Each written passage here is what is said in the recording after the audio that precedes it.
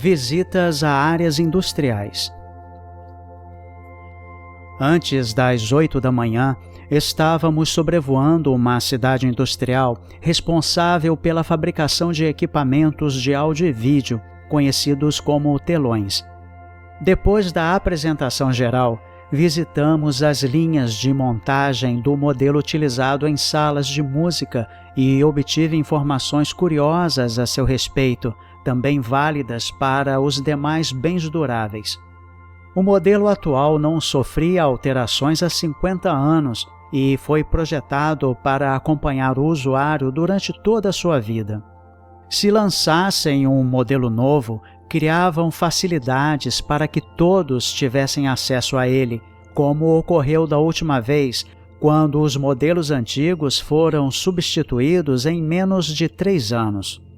Em Arrete, tudo era projetado e construído para durar e não dar trabalho. A manutenção preventiva era limitada a equipamentos com peças móveis, como extratores de suco. A durabilidade decorria da qualidade dos materiais utilizados, do carinho e cuidado nas linhas de produção, além de um rígido controle de qualidade realizado por equipamentos altamente sofisticados. Ainda de manhã, fomos conhecer uma indústria de alimentos sintéticos que produzia algumas das cápsulas ingeridas durante as refeições, cujo processo produtivo era totalmente automatizado. As frutas eram selecionadas e lavadas antes de serem separadas em seus componentes básicos, como cascas, polpas ou sementes. Depois, passavam por um processo para a extração dos respectivos sucos e, em seguida, por outro processo que extraía seus princípios ativos, como essências, vitaminas e proteínas, os quais eram transformados em pós ou grânulos. Finalmente, eles eram acondicionados em cápsulas de diversas cores, segundo fórmulas específicas. Simplificando o processo, podemos dizer que entrava a laranja e saía a vitamina C. As sobras, representadas por bagaços secos, eram embaladas em fardos e remetidas para as indústrias de rações ou de compostos orgânicos. Nada era perdido. O processo de secagem era realizado em equipamentos movidos por energia solar e por geradores especiais sem poluição. Sobre essa questão ambiental, eu ainda não havia observado nenhuma fumaça nos locais visitados ou naqueles que existiam ao longo dos trajetos que realizamos. Almoçamos no local, conversamos com, entre aspas, operários e fomos conhecer outra unidade industrial. Era uma das visitas mais aguardadas, pois estava muito interessado em conhecer o processo de montagem, o modo de funcionamento e outros detalhes dos maravilhosos veículos do tipo 7, como o Canarinho. Além disso, os responsáveis pela montadora, Drash e sua esposa Ling, eram amigos de Salino e Tentra. Espirituosos e brincalhões como eles transformaram nossa visita em um passeio muito interessante e descontraído. Esses veículos eram projetados para operar dentro da atmosfera e seu princípio de sustentação era baseado na inversão da polaridade gravitacional. Como um helicóptero que pode ficar parado, subir ou descer, mediante mudanças no ângulo de sua hélice de sustentação, o controlador de polaridade podia anular, repelir ou atrair a gravidade. O princípio de deslocamento baseava-se na polaridade magnética do planeta. Acompanhamos o processo de montagem e recebi uma aula completa sobre sua dirigibilidade, que, como já havia observado, requeria pouca intervenção humana. Eram imunes a acidentes e tinham um campo de forças que funcionava como uma espécie de airbag externo e invisível. podendo ser contraído ou expandido até 3 vezes o seu diâmetro. Além de impedir qualquer choque, funcionava como amortecedor nas subidas, descidas, acelerações ou desacelerações bruscas. Esses veículos não tinham partes móveis, a não ser nas portas, bancos e em alguns outros detalhes. Seus 2, entre aspas, motores ou geradores de energia funcionavam alternadamente e eliminavam qualquer possibilidade de pane. Utilizavam como combustível, além da energia solar, qualquer tipo de matéria. Consegui entender seu princípio de funcionamento graças à definição de que matéria é energia condensada. Como seus motores, todos os controles eletrônicos e outros equipamentos básicos eram duplicados, o que eliminava qualquer risco de acidente ou de parada por defeito. Foi outra tarde repleta de novidades, as quais me frustraram por não ter os conhecimentos necessários para as entender corretamente. Salino sempre me confortava dizendo que a tecnologia que utilizavam era de difícil entendimento para qualquer cientista da Terra, da mesma forma como seria para Galileu Galilei entender o funcionamento de uma simples lanterna de pilhas. Antes de voltar para Agartha, fomos para a casa de Drash e Ling, onde tomamos banho de piscina, jantamos e conversamos até perto das 9 da noite. Quando voltamos para casa, conversamos mais um pouco e fomos dormir. Cindy posicionou sua cama em frente à minha e falou que queria conversar sobre minhas frequentes autorrecriminações a respeito do meu fraco conhecimento científico. Assim que colocou a questão, eu disse que estava chateado por não conseguir entender o princípio de funcionamento da maioria das coisas vistas naquele dia e nos anteriores. Falei que estava preocupado com as dificuldades que teria para relatá-las, pois se era difícil entender em Arrete, como conseguiria escrever na Terra? Ela ponderou que eu estava dando muita importância às questões tecnológicas, deixando de privilegiar os relacionamentos humanos envolvidos em cada lugar que visitamos ou que iríamos visitar. Disse que eu deveria apenas avaliar e entender os motivos da harmonia e da felicidade do seu povo. Enfatizou que os aspectos tecnológicos estavam sendo mostrados como pano de fundo para realçar o aspecto principal da questão e que, por mais que me esforçasse para transmitir uma ideia tecnológica sobre Arrete, eu não só não conseguiria, como me desviaria do assunto principal e cometeria um erro que me levaria a ficar mais exposto e sujeito a críticas do que aquelas que teria de suportar. Depois de analisar suas palavras, concordei com tudo e agradeci por ela estar ali e me lembrar de coisas tão importantes, além de aliviar o trabalho de Tentra, Salino e Vércia, os quais estavam cansados de ouvir e responder tantas perguntas que eu não parava de fazer. Cindy falou que, para ela, era um grande prazer poder me ajudar e tinha certeza que os demais pensavam da mesma maneira. Ocupamos o período da manhã para visitar uma indústria de camas residenciais, onde conheci as linhas de montagem dos modelos de solteiro e de casal. Aproveitei para conversar bastante com os, entre aspas, operários e para avaliar o grau de satisfação deles com o trabalho e com os demais aspectos da vida planetária. Os conselhos de Cindy me despertaram um maior interesse pelos relacionamentos pessoais, relegando os aspectos tecnológicos para um segundo plano. Também pelo fato de conhecer bastante aquele produto, a visita facilitou minha reentrada nos trilhos e o redirecionamento para o objetivo principal da minha estada em Arrete. Como sempre acontecia nas visitas da manhã, almoçamos com o pessoal da fábrica e continuamos conversando com os anfitriões e operários durante o período de descanso. Visita à CIA, Central de Informações de Arrete. Depois, fomos para o escritório da CIA, localizado na periferia de Agartha.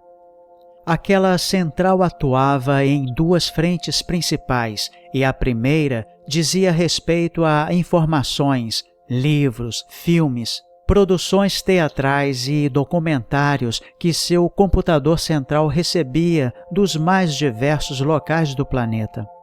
Todos esses assuntos eram colocados à disposição da população em 3 níveis de detalhamento. No primeiro nível, o mais resumido, obtinha-se apenas o conhecimento básico do assunto. No intermediário, era possível obter um razoável aprofundamento e, no terceiro, o assunto era apresentado na íntegra, como foi inicialmente gerado. A título de exemplo, no primeiro nível conhecia-se o assunto em 1 minuto, no segundo gastava-se 10 e no terceiro 100. Os 3 níveis permaneciam acessíveis ao grande público durante meses e, conforme o seu tipo, durante anos ou séculos. Adotavam o mesmo procedimento para os livros, cuja variedade e quantidade de títulos era bem menor que a terrestre e limitada a temas filosóficos, técnicos, históricos, didáticos, artísticos e culturais, pois os arretianos não se interessavam por outros temas frequentes na Terra. Como os demais assuntos, podiam ser acessados através dos telões residenciais, mas a população preferia lê-los em equipamentos portáteis semelhantes a um livro médio. Permitiam armazenar centenas de volumes, virar páginas, realizar pesquisas no texto ou nos demais volumes, selecionar partes significativas, alterar o original e muitas outras coisas. Era o único material que os estudantes levavam à escola. A segunda frente enfocava as notícias e informações de interesse geral, ligadas às atividades gerais do governo central. Elas também seguiam os mesmos critérios de 3 níveis e de tempo de disponibilidade. Como estava curioso com relação aos documentários da fase de reconstrução do planeta, assisti a alguns resumos referentes aos primeiros anos daquele grande trabalho. Neles apareciam imagens de Olinto, o provável personagem central da profecia do homem do cavalo branco. O casamento arretiano e seu significado. Na volta para casa, Vércia e Cindy me convidaram para assistir ao casamento de uma amiga delas. Aceitei imediatamente e perguntei se havia necessidade de alguma roupa especial. Novamente riram e disseram que qualquer traje de passeio era apropriado para a ocasião. Tomamos um banho rápido e chegamos à residência dos pais da noiva, uns 15 minutos antes do início da cerimônia, com tempo de conhecer e conversar um pouco com os noivos Vivatra, Pollux e seus pais. Depois fomos para o local da piscina, onde estavam umas 150 pessoas. Pontualmente às 6 horas, o pai de Vivatra, com ela entre ele e sua esposa, se dirigiu aos presentes falando das qualidades dos noivos, de seus objetivos e missões de vida. Após uns 5 minutos de discurso, seus pais a abraçaram, beijaram e a levaram até o meio do espaço que os separava do noivo e seus pais. Lá, disse que ele e sua esposa a entregavam aos cuidados de Pollux para que, sob a proteção do Pai Celestial, cumprissem a missão que tinham definido para aquela vida. Em seguida, a mãe do noivo, que também tinha seu filho entre ela e seu esposo, fez um discurso semelhante e repetiu os mesmos procedimentos. Quando ficaram juntos, os noivos se abraçaram, se beijaram e, com as mãos dadas, se ajoelharam, um de frente ao outro e de costas para seus pais. Em seguida, cada casal colocou uma grinalda de flores brancas na cabeça do filho ou filha e eles permaneceram ajoelhados e em silêncio durante 1 minuto ou mais. Até esse momento, os convidados também guardavam total silêncio. Quando os noivos se levantaram e novamente se abraçaram e se beijaram, foram aplaudidos por todos, pois já estavam casados. A cerimônia durou uns 15 minutos e, para não dizer que não houve festa, todos brindaram com um cálice de vinho e ficaram conversando até por volta das 7 horas, quando os convidados se retiraram. Acompanhamos o novo casal até a casa dos pais de Vivatra, onde se despediram e partiram em férias nupciais. Voltamos para casa e, após o jantar, Cindy, Vércia e eu fomos ao Mirante de Agartha, onde conversamos sobre o novo enfoque dos levantamentos, privilegiando os relacionamentos humanos.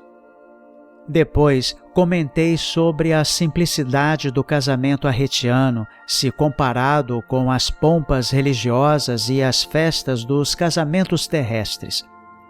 Elas disseram que todos eram realizados daquela maneira e me forneceram informações sobre o significado de cada uma das suas fases.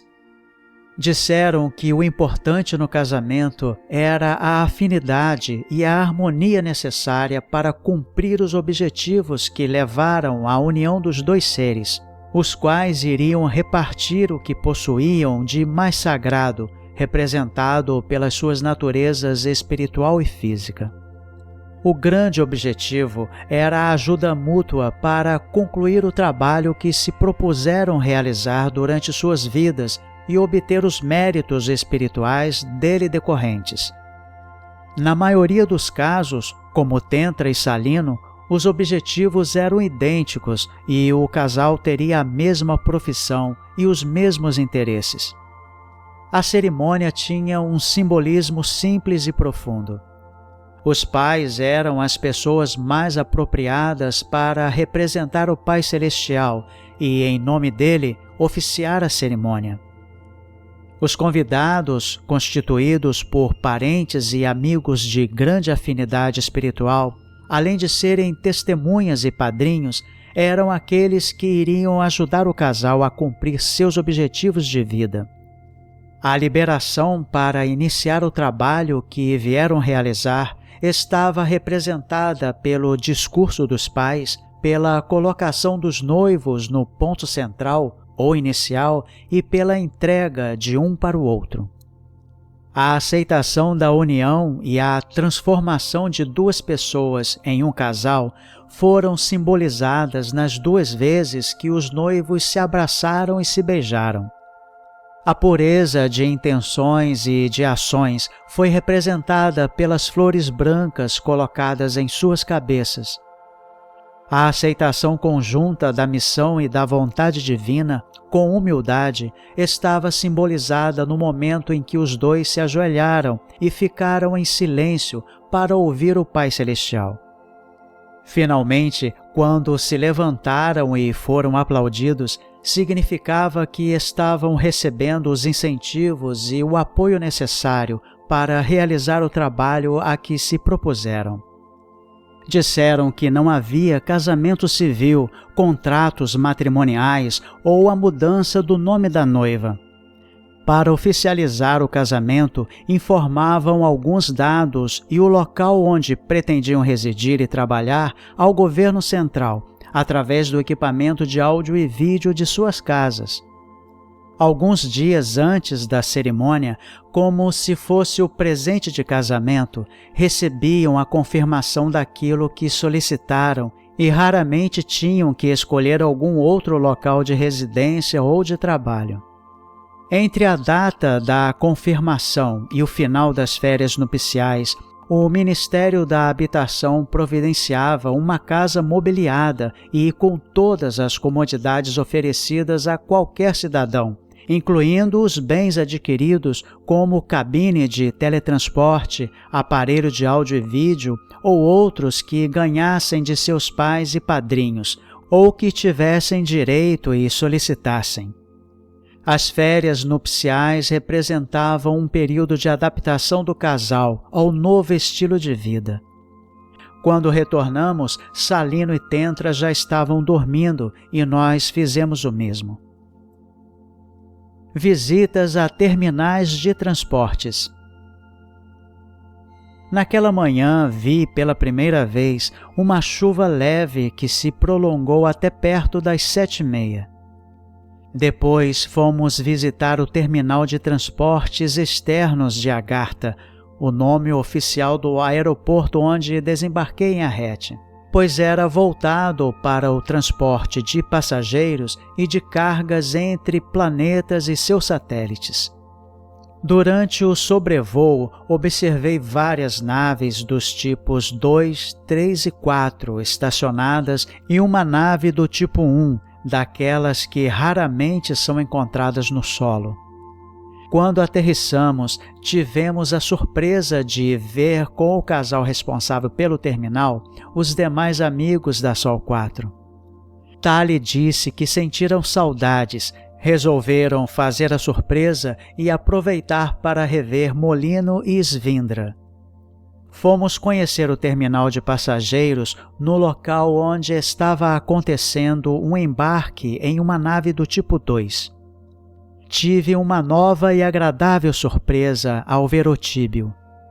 Ele estava saindo com destino a 3 planetas de sistemas diferentes e disse que estaria de volta no fim de semana, pois não faltaria a nossa reunião na segunda-feira.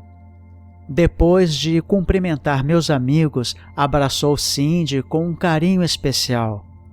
Ela me reapresentou Otíbio como sendo seu tio, irmão de seu pai.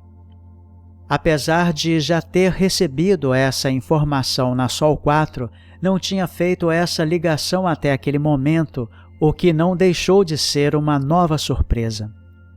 Depois, comecei a observar a grande nave que estava estacionada a uns 300 metros dali e para a qual se dirigiam muitas pessoas.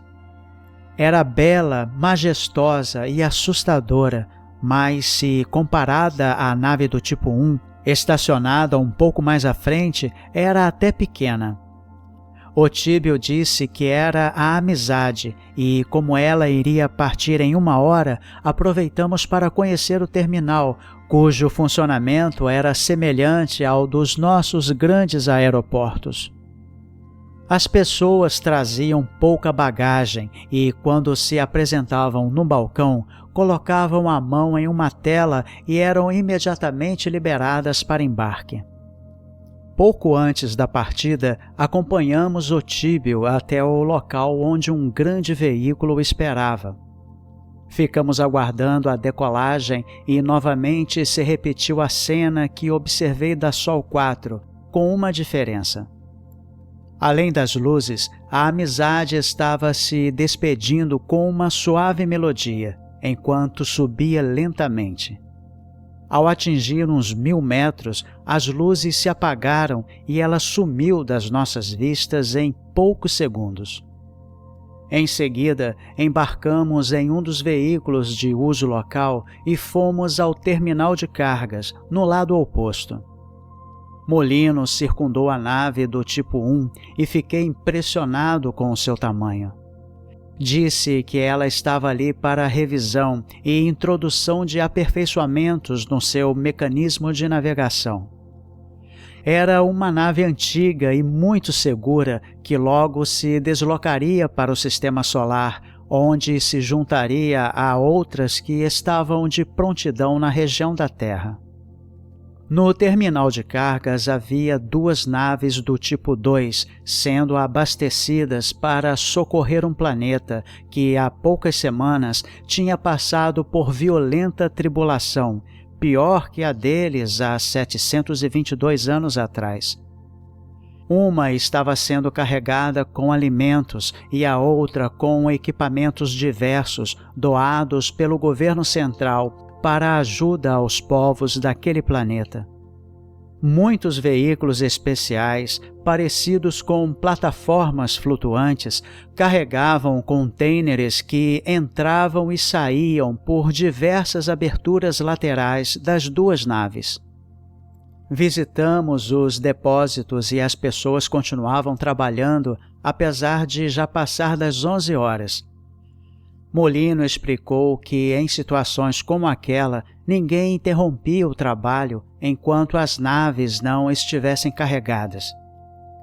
Almoçamos com aquele simpático casal e depois fomos, com os amigos da Sol 4, até o local onde deixamos nossos veículos. Eles não nos acompanhariam, pois iriam para uma colônia marítima, onde nos esperariam no sábado à tarde. Cindy e Vércia convenceram Salino e Tentra a seguir com eles e, assim que saíram, entramos no Canarinho e fomos visitar o terminal de transportes internos, localizado em uma área contígua ao terminal onde estávamos. Nele havia diversas naves dos tipos 4 a 6 e suas instalações eram semelhantes à do anterior, com dimensões menores, pois era voltado para o transporte de passageiros e de cargas dentro da atmosfera retiana, incluindo suas 12 estações orbitais. O esquema de funcionamento era igual ao do anterior, com maior movimentação de cargas e de passageiros, os quais tinham outras opções de deslocamento, como teletransporte e veículos individuais, mas preferiam viajar em veículos coletivos e aproveitar para incrementar os relacionamentos e fazer novas amizades. Conversamos com vários deles e, como em outros locais, alguns disseram que já viveram em nosso planeta em diversas épocas. Conheci 2 personagens famosos que, como os demais, pediram para deixá-los no anonimato, pois não se davam à importância que tinham na Terra. A ala de cargas recebia todos os tipos de bens produzidos no planeta, onde eram armazenados e encaminhados às centrais de distribuição que deles necessitassem para atender aos supermercados e lojas de bens adquiridos existentes em sua região. A movimentação era muito grande, especialmente a de alimentos.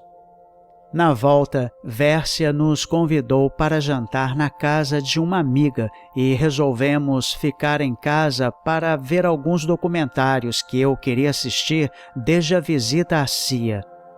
Assim que chegamos, Vércia se arrumou e saiu. Após o lanche, Cindy localizou vários títulos desde o período anterior à Grande Transição até algumas décadas depois. O aparelho mostrou os 3 níveis de cada um deles, os tempos individuais e totais de cada nível. Selecionamos uma sequência de primeiro nível com duração de quase 2 horas. Os mais antigos mostravam as cidades antes do início do governo de Olinto e havia poucas diferenças entre elas e muitas da atualidade terrestre.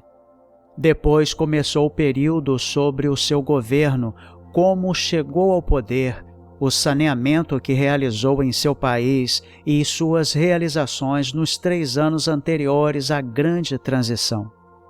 A seguir, começaram as imagens daquele acontecimento, como iniciou, se desenvolveu e atingiu o seu ápice em poucas horas de alto poder destrutivo ou revitalizador do planeta. A parte final mostrou os trabalhos de apoio aos sobreviventes e o suporte fornecido pelos espaciais durante várias décadas. A maioria dos documentários referia-se ao país de Olinto, cujo exemplo acabou sendo seguido por quase todos os demais. Já passava das 10 horas quando a sessão terminou e Cindy estava calada há algum tempo, parecendo cansada e que tinha sofrido mais do que eu com as imagens que avivaram em sua mente sensível todas as dificuldades que passou naquele período em que foi uma das sobreviventes. Sem esperar por Vércia, fomos para o quarto, pois ela disse que estava precisando tomar um banho para relaxar um pouco. Quando terminei o meu e me acomodei, ela ainda permaneceu fazendo sua autocrítica e ouvindo as músicas que selecionou. Depois, falou do marido e dos filhos que perdeu durante os cataclismos e relatou como foram difíceis e ao mesmo tempo maravilhosos os primeiros dias e meses daquele período. Lembrou da mudança radical de comportamento dos sobreviventes e do modo como os antigos ricos e pobres passaram a encarar a nova vida e a conviver harmoniosamente. Em seguida, falou que as sensações que sentiu não se referiam às suas lembranças daquele acontecimento, mas sim ao impacto que as imagens causaram em mim pela possibilidade de sua ocorrência na Terra. Por essa razão, precisou utilizar muita energia para neutralizar o efeito negativo que poderia prejudicar o ajuste do meu espírito ao corpo que estava utilizando. Assegurou que já estava tudo bem e que era melhor descansar, pois iríamos cumprir a programação semanal no dia seguinte. Visitas a centrais de distribuição de bens. A central visitada naquela manhã de sábado parecia a ala de cargas do terminal de transportes internos com dimensões menores e um tráfego maior de naves dos tipos 4, 5 e 6. Conhecida como Central de Distribuição de Bens Comuns ou de uso gratuito pela população, armazenava uma infinidade de itens recebidos dos terminais de transportes internos e dos centros de produção agrícola mais próximos, distribuindo-os à rede de supermercados da região por ela atendida. O sistema de controle, baixa e ressuprimento do estoque da central era totalmente automático, limitando a intervenção humana ao processo de recebimento, armazenamento e distribuição. Esse eficiente sistema tinha seu início nas gôndolas dos supermercados e era completamente integrado nos níveis superiores. Por essa razão, era impossível não encontrar um produto de linha em qualquer supermercado do planeta. Conversei bastante com pessoas que trabalhavam em diversos setores e, como nos demais lugares já visitados, tudo era executado com dedicação, alegria, boa vontade e espírito de equipe. Almoçamos no local e saímos para uma nova visita. Fomos conhecer uma central de distribuição de bens adquiridos, cujo funcionamento era semelhante ao da anterior, com dimensões ainda menores.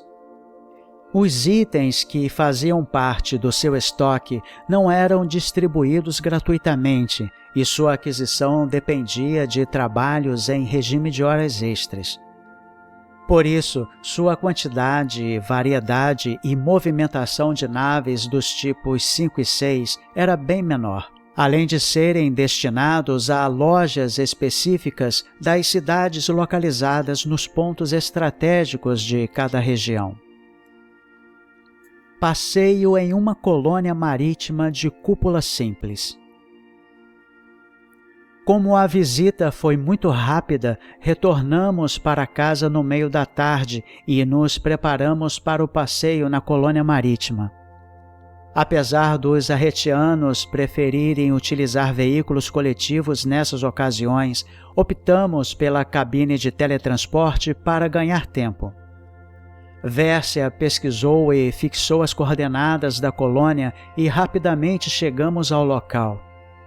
Nossos amigos não estavam nos esperando, pois não sabiam que chegaríamos tão cedo.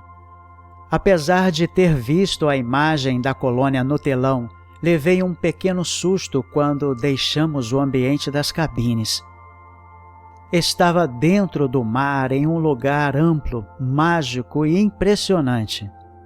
A cúpula principal era uma abóbada transparente com 288 metros de diâmetro e uma altura de 24 metros no ponto central, situado uns 6 metros abaixo do nível do mar. Era protegida por um campo de forças que mantinha a água afastada da sua superfície, formando um colchão de ar entre ela e o mar.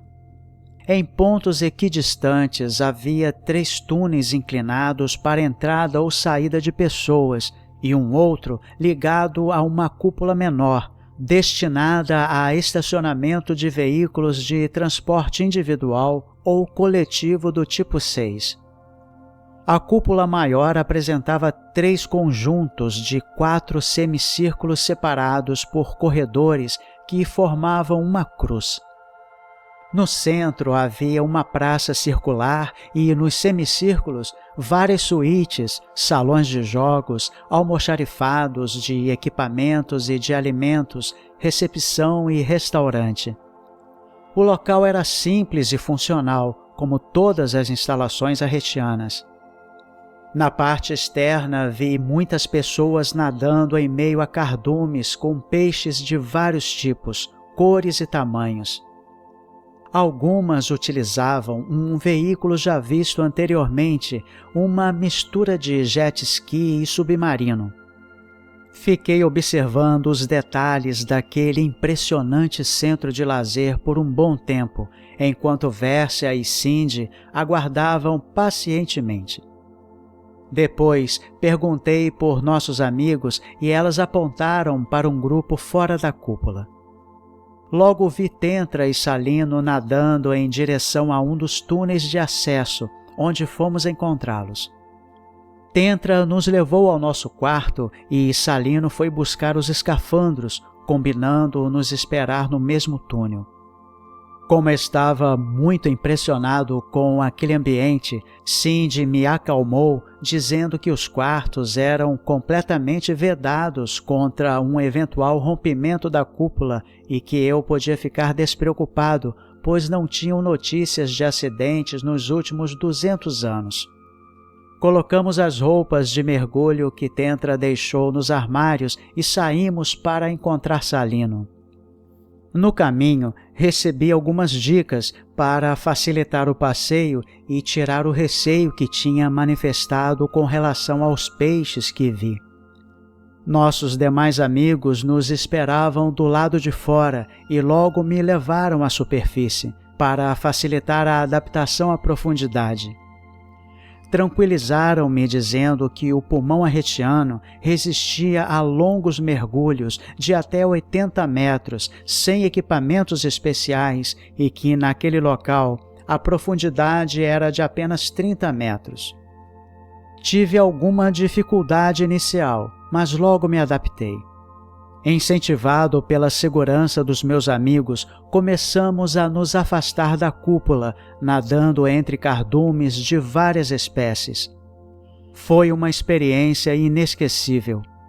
Acariciei vários peixes e, entre aspas, cavalguei um golfinho com uns 5 metros de comprimento que se entendia perfeitamente com os meus amigos.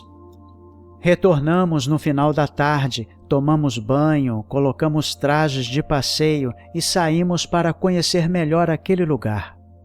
Minha primeira surpresa foi ver que, apesar de não mais haver luz solar, a cúpula iluminava uma grande extensão do mar em sua volta. Ela continuava transparente e permitia a visão dos cardumes e das pessoas que nadavam a uma boa distância. Depois, fomos procurar nossos amigos e os encontramos em um dos salões de jogos eletrônicos, semelhantes a fliperamas, bastante entretidos com seus brinquedos de alta tecnologia. Os jogos simulavam completamente a realidade, tinham caráter educativo e quase todos eram baseados em projeções holográficas. Ao mesmo tempo em que divertiam, ensinavam a planejar uma cidade, dirigir naves, plantar legumes e outras coisas do cotidiano. Após um leve jantar e um período de descanso, voltamos ao mar juntamente com a maioria das pessoas lá hospedadas. Até uns 120 metros da cúpula, a claridade era muito boa. Foi outra experiência inesquecível. Retornamos aos nossos quartos antes das 10 horas e enquanto Cindy foi tomar banho, fiquei ouvindo suas músicas de autocrítica e rememorando alguns acontecimentos desde a chegada ao planeta. Todos estavam associados às presenças de Salino, Tentra, Vércia e principalmente de Cindy, a não ser na reunião com Arcturo e na noite que tive uma sensação estranha. Reanalisei as razões da sua presença constante e cheguei à mesma conclusão daquela noite. Porém, ainda encarava o fato de dividir o quarto com ela como algo incomum e não me sentia à vontade para conversar sobre alguns temas, como o relacionamento amoroso. Talvez, por essa razão, não mais falamos a respeito desde o sábado anterior. Quando ela saiu, fui para o banheiro esperando que não tivesse captado minhas análises e lá continuei pensando no assunto. Concluí que também cumpria as condições definidas por Oatas e que deveria deixar as coisas seguirem seu curso normal. Quando retornei, ela estava na costumeira posição de autocrítica, com sua cama posicionada em frente à minha, significando que queria conversar. Assim que me acomodei, disse que captou uma espécie de angústia em mim e que esse sentimento afetava negativamente meu espírito. Pediu para me desabafar sem nenhum preconceito ou bloqueio, pois não queria que eu sentisse aquilo novamente. Depois de realinhar meus pensamentos, resumi tudo o que havia pensado e concluído. Ela começou dizendo que aceitou dividir o quarto comigo para que eu não sentisse solidão e a distância que me separava da terra e dos meus familiares, como aconteceu na noite em que se ausentou propositadamente para testar e ajustar o plano que estabeleceram para que eu me sentisse querido, protegido e tivesse a paz e a tranquilidade necessária para realizar os levantamentos, pois essa era a razão principal da minha estada no planeta. Falou que as minhas preocupações eram motivadas por uma guerra entre preconceitos e sentimentos, enfatizando que os primeiros eram baseados em premissas que se alteravam com a evolução dos costumes de cada civilização ou época. Por outro lado, os sentimentos, como a amizade e o carinho, eram baseados no amor que, além de eterno e imutável, era a mola propulsora da evolução de todos os seres e do próprio universo. Por isso, eram muito mais fortes e poderosos. Quanto ao relacionamento amoroso, reafirmou que se tratava de um tema natural para eles e que só não voltou ao assunto para não agravar minha situação. Disse que estava apenas querendo que eu não voltasse a ficar angustiado e não criasse bloqueios para obter novas informações ou esclarecer dúvidas sobre aquele assunto que, segundo já dissera, era complexo para a mente terrestre e deveria ser tratado no livro com a devida profundidade. Falou que, além de Tentra, ainda na Sol 4, ela também sentiu minhas dificuldades para falar sobre o tema desde o meu primeiro dia em Arrete. Finalizou dizendo que estava esperando uma oportunidade como aquela para me tranquilizar e desbloquear minha mente, pois tentou várias vezes durante o sono sem muito sucesso, e que ainda tinha muitas coisas para dizer sobre o entrelaçamento energético. Agradeci suas palavras, prometi que iria mudar minha maneira de pensar e afirmei que não iria conseguir realizar o trabalho sem sua ajuda e presença constante em todos os momentos. Cindy voltou a sorrir e disse que, como todas as mulheres, apreciava ouvir palavras carinhosas e gostava de se sentir útil. Na manhã seguinte, saímos para um passeio que durou umas 3 horas. Como eu estava curioso a respeito do, entre aspas, jet ski que alguns hóspedes utilizavam, providenciaram esses veículos para todos nós. Ele comportava 2 pessoas sentadas lado a lado e tanto funcionava sob a água como na superfície. Andei um bom tempo como passageiro e logo aprendi a dirigi-lo. Chegava facilmente a 60 por hora na superfície e, sob a água, sua velocidade era bem menor.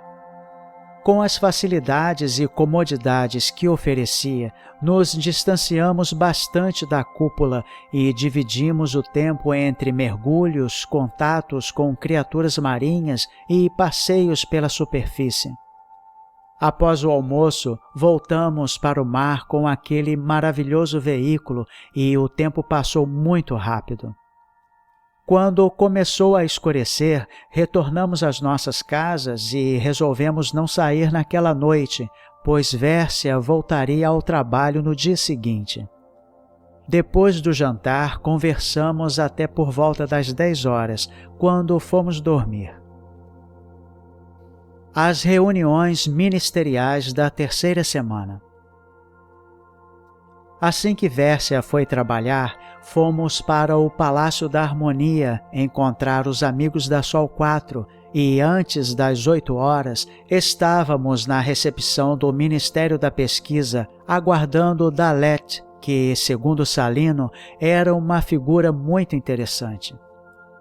Logo ele nos levou à sua sala e mostrou-se muito espirituoso e brincalhão, parecendo alguém que eu conhecia, tanto pela energia que transmitia, como pelo jeito de falar. Dentre outras coisas, disse que já viveu na Terra e lamentou a forma como aqui conduzimos as pesquisas que, além de secretas, não tinham o objetivo único de beneficiar o planeta e sua população. Visavam, em primeiro lugar, aumentar o poder e a lucratividade de governos ou empresas.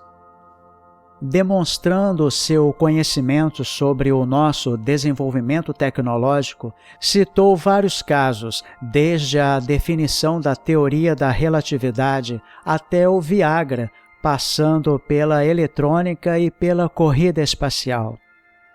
Depois, comentou nossas visitas aos centros de pesquisa, enfatizando os aspectos sociais e de qualidade de vida da população. Dalet era uma pessoa muito simples e se destacava pelo humor refinado com que tratava qualquer assunto. Ele só ficou sério no momento que perguntei quando a Terra poderia ter acesso aos conhecimentos que detinham e dividiam sem restrições com os planetas da Confederação Galáctica. Informou que esse momento, no tempo da Terra, estava muito próximo de acontecer e citou uma frase lapidar. Deus nega seus conhecimentos mais secretos e elevados aos soberbos e àqueles que procuram usufruí-los em proveito próprio, e os dá em abundância aos humildes e puros de coração, que somente almejam a felicidade dos seus semelhantes. No final, ele nos acompanhou até a sala de Cap, o ministro da Indústria que, segundo ele, era um grande irmão e companheiro de muitas vidas de trabalho em estreita cooperação. Cap deve ter pressentido nossa aproximação, pois nos esperava na recepção do seu gabinete. Depois de nos cumprimentar, ele e Dalet se abraçaram como se estivessem separados há meses.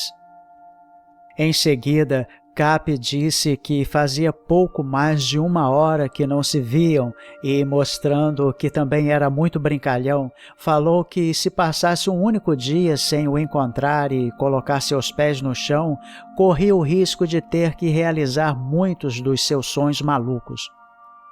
Todos riram muito e Dalet nos acompanhou até a sala de Cap, onde se despediu dizendo que ainda nos encontraria antes da minha partida. Cap era muito parecido com Dalet, inclusive no humor. Era um apaixonado pelo seu trabalho e apresentou vários dados estatísticos que demonstravam o número crescente de produtos distribuídos gratuitamente à população, muitos em substituição àqueles que eram obtidos com trabalhos extras, cujos custos, em número de horas, diminuía a cada 2 a 3 anos. Ele explicou os critérios para distribuir bens gratuitamente ou para, entre aspas, cobrar horas extras na obtenção de outros. A questão era muito simples, como tudo em Arret. Informou que a força de trabalho do planeta estava direcionada para a produção dos bens considerados como necessários para a sobrevivência, o conforto e a qualidade de vida do povo.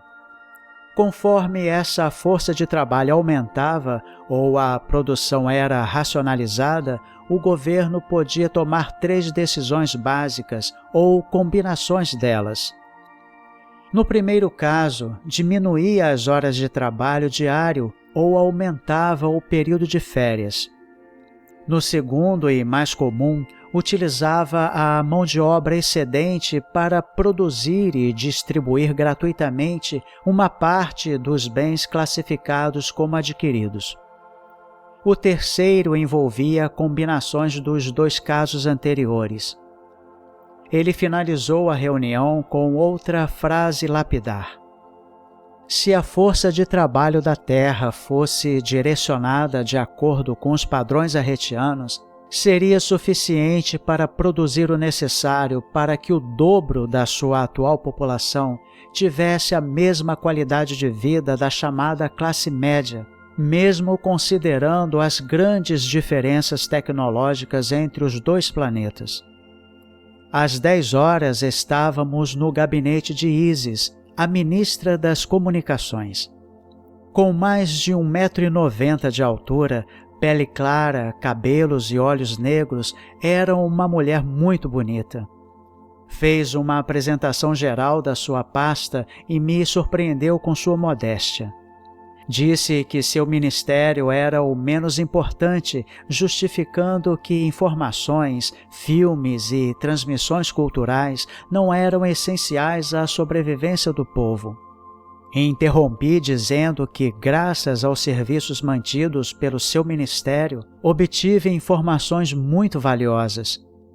Ela agradeceu e disse que seu único mérito era manter a população informada sobre a realidade do planeta, permitindo que cada habitante tivesse acesso a qualquer dado, desde a lista completa de bens produzidos e onde obtê-los, até informações sobre a situação de outros mundos, como a Terra.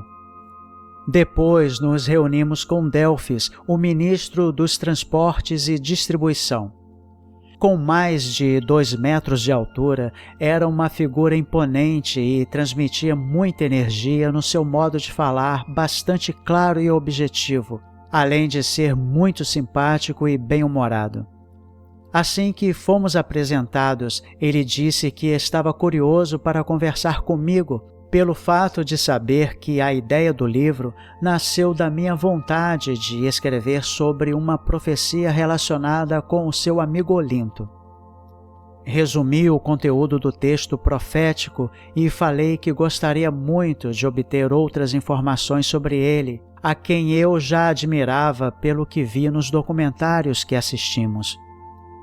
Ele falou alguns minutos sobre o seu amigo e disse que poderia continuar durante horas, mas esse não era o objetivo da reunião. Passou então a explicar os sistemas do seu ministério, enfatizando a sua filosofia de atuação.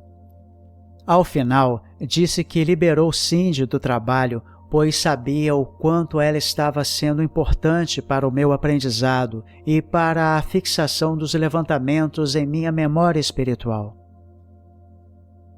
Visita ao Centro Hospitalar de Agartha.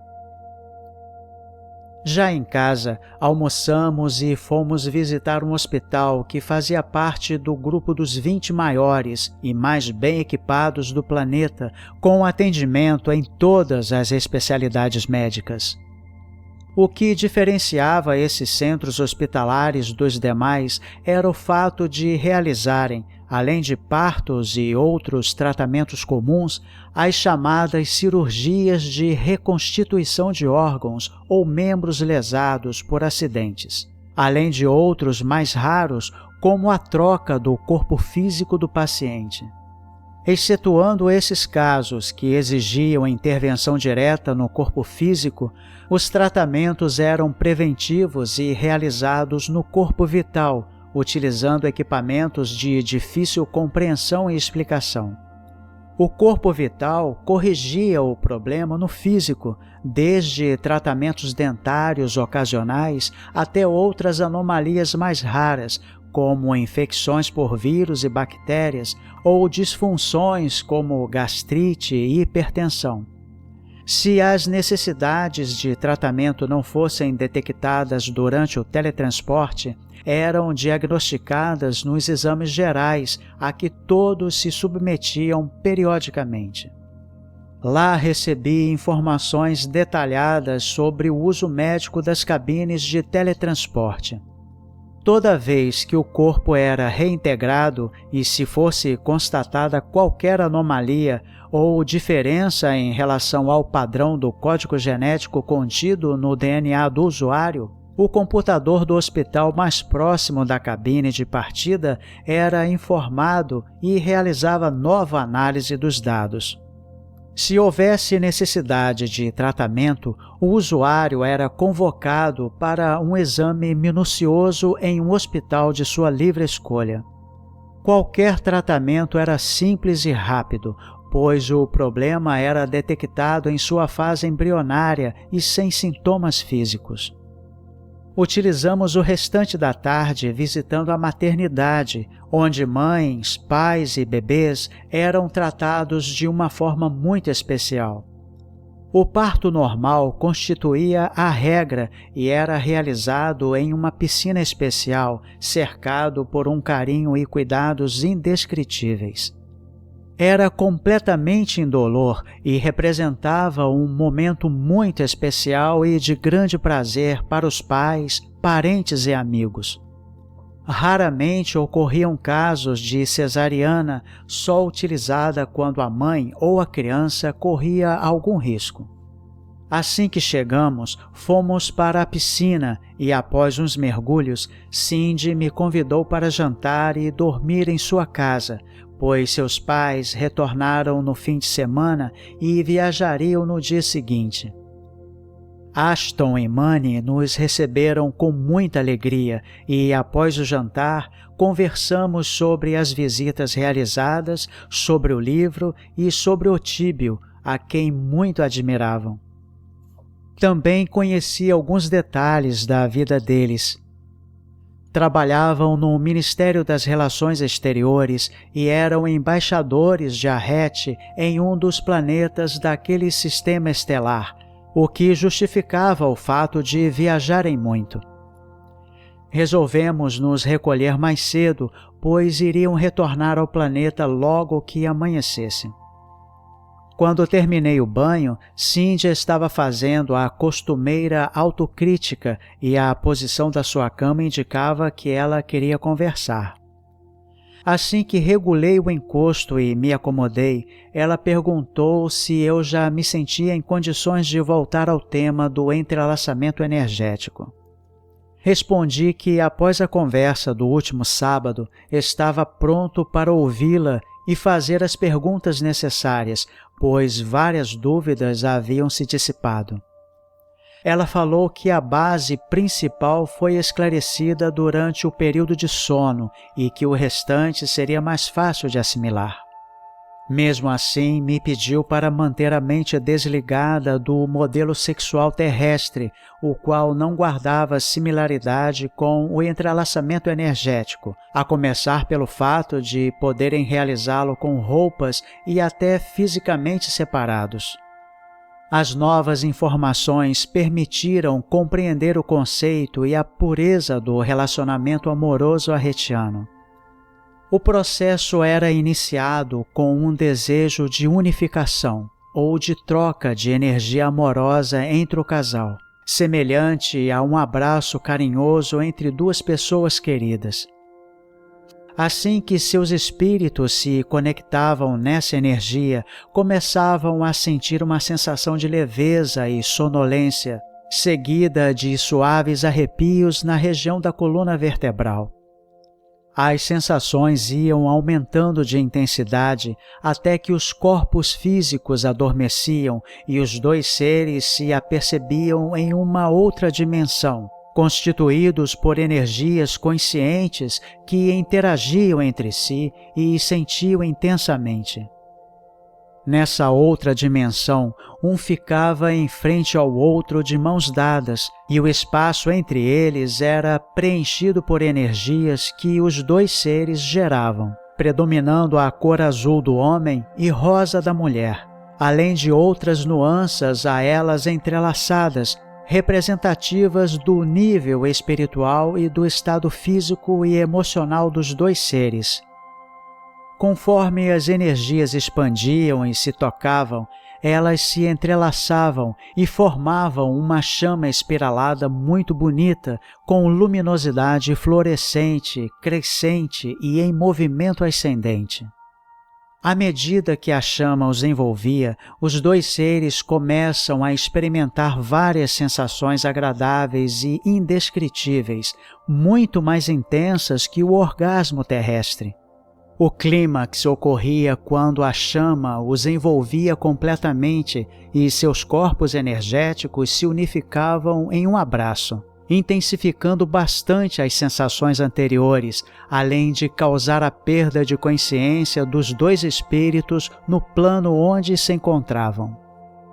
Conforme o grau de afinidade do casal, o entrelaçamento durava entre 5 e 15 minutos após o adormecimento do corpo físico e, para acordar em seguida, era necessário fazer uma mentalização prévia, pois, normalmente, dormiam por várias horas ou até a manhã seguinte.